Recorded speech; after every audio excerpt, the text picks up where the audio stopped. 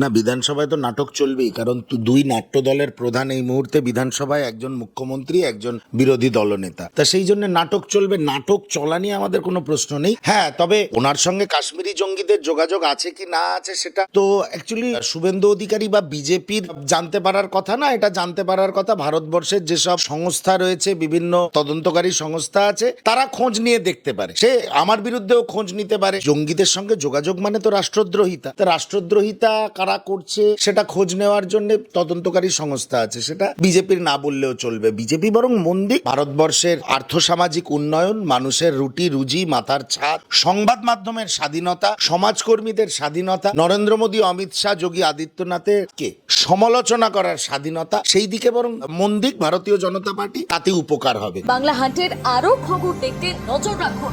বাংলা খবর মানেই বাংলা হান্ট।